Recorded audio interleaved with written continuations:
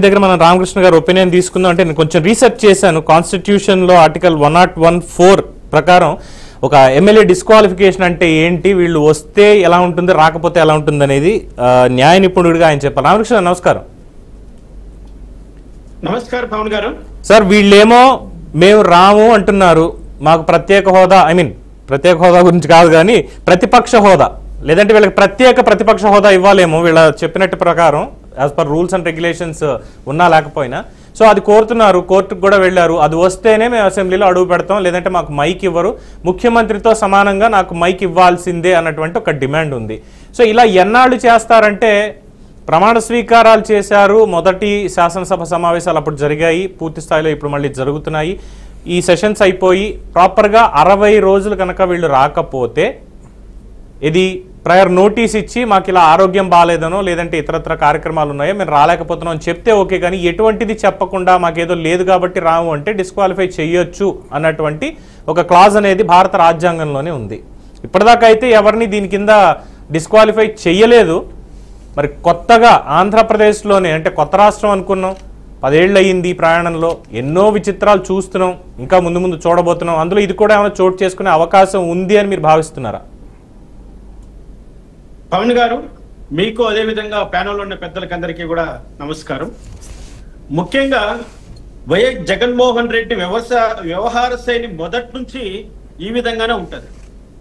ఆయన ఎంత మూర్ఖంగా ప్రవర్తిస్తాడో అందరికీ తెలిసిన విషయమే.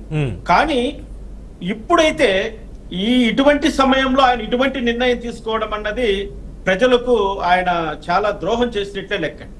40% ఓట్లతో నేను ఉన్నాను అంటున్నటువంటి పెద్ద మనిషి ఆ 40% గురించి అయినా అక్కడ సభలో మాట్లాడడం కోసము, లేదా ప్రభుత్వం చేసేటువంటి తప్పిదాలను ప్రజలకు వివరించడంలోనో, ప్రభుత్వం తీసుకున్నటువంటి పథకాలలో ఉన్నటువంటి లోటుపాట్లను వివరించడంలోనో ఆయన కీలక పాత్ర పోషించవలసింది పోయి ఆయన ఈరోజు కాడిదించి పంపలో కూర్చున్నాడండి.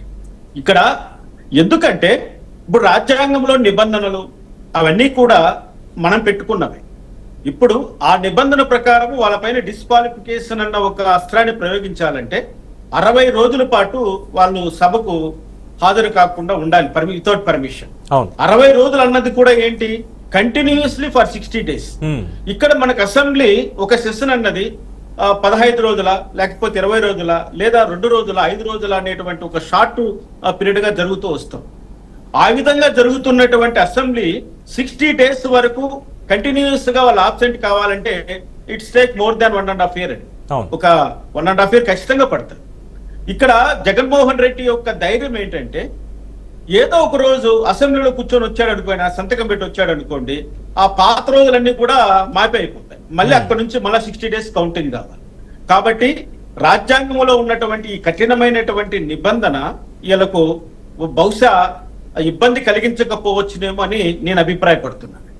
కానీ ఇక్కడ న్యాయము, ధర్మము, చట్టము, రాజ్యాంగాన్ని కాకుండా ఒక వ్యక్తిగా, ఒక ఎమ్మెల్యేగా, పులివెందుల ప్రజలకు ఎన్నుకున్నటువంటి ఎమ్మెల్యేగా జగన్మోహన్ రెడ్డి ఎలా నడుచుకోవాలో ఆ విధంగానే నడుచుకోవాలి.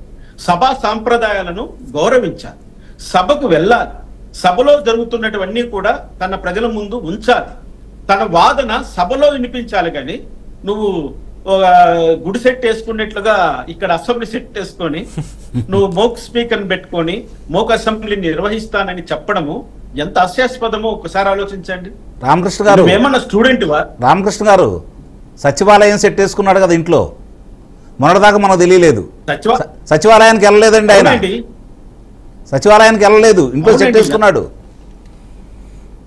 అదే మనము అసలు మాకు ఆ తిరుమల వెంకటేశ్వర స్వామి సెట్ వేసుకున్న విషయం తెలుసు, కానీ ఆయన సచివాలయం సెట్ వేసుకున్నాడని మీరు చెప్తున్నారు. ఇప్పుడు నిజమేనా? నిజమండి, మొన్న మధ్య కదా అది బయటకు వచ్చింది. మేబీ సచివాలయంలో ఎప్పుడు వాళ్ళ కూర్చొని మాట్లాడిందల్లా ఇంట్లోనే చేసుకున్నారు. అది ఓకే, పత్రికా సమావేశాల కోసం ఆయన వెనకాల బుద్ధుడి విగ్రహ ఒక లోగో పెట్టుకొని చేస్తుంటాడు. అది మామూలుగా అక్కడ హౌస్ లేని ఉన్నట్లుగా ఉంది మొదటి నుంచి. అవును, సచివాలయంలో ప్రెస్ మీట్ అని ఆయన ఇంట్లోనే ఆ కార్యక్రమాలన్నీ చేసినటువంటి వ్యక్తి. అవును, మీరు అన్నట్లుగా అసెంబ్లీలో ఆ ప్రజలకు, ఎందుకంటే ఆయన సోషల్ మీడియా ఉంది కదా, తప్పుడు రాతలు రాయడానికి, తప్పుడు సమాచారాన్ని ప్రజలకు ఎక్కించడానికి ఆయన ఎట్లా సోషల్ మీడియా పైన ఆయన ఆధారపడతారు. ఆయన సోషల్ మీడియా రూపంలో ఇటువంటి జిమ్మిక్కులన్నీ కూడా చేయడానికి ఆయన ఏమాత్రం వెనుకంజ వేయడు. కానీ ఇక్కడ మనకు ప్రధానంగా కావాల్సింది, నువ్వు అసెంబ్లీకి వెళ్ళకపోవడానికి నువ్వు చూపిస్తున్నటువంటి కారణాల్లో సహేతుకత ఏమైనా ఉందా? ఏమంటున్నావు?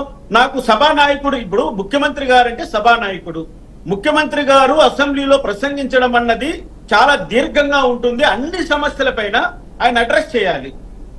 ఆయనతో సమానంగా నాకు మైక్ ఇవ్వాలని నువ్వు కండిషన్ పెట్టడం ఏంటి? ఆఫ్టర్ ఆల్ నువ్వు ఒక పులివెందుల ఎమ్మెల్యే, ఆ విధంగా నువ్వు కండిషన్ పెట్టడానికి నీకు ఏ నిబంధన నువ్వు కోట్ చేస్తున్నావు? ఇక్కడ ఏ రూల్ గురించి నువ్వు మాట్లాడుతున్నావు? అటువంటి రూల్ ఏమన్నా ఉంటే చూపించండి. లేదు కదా, అసెంబ్లీ రూల్స్ లో అటువంటి ఒక ప్రస్తావన లేదు కదా. ప్రతిపక్ష నాయకుడు హోదా ఇచ్చినప్పటికీ కూడా ప్రతిపక్ష నాయకుడికి సభానాయకుడికి సమానమైనటువంటి అవకాశంగా ఆయనకి ఎంత టైప్ మైక్ ఇస్తామో అంత సమయము ప్రతిపక్ష.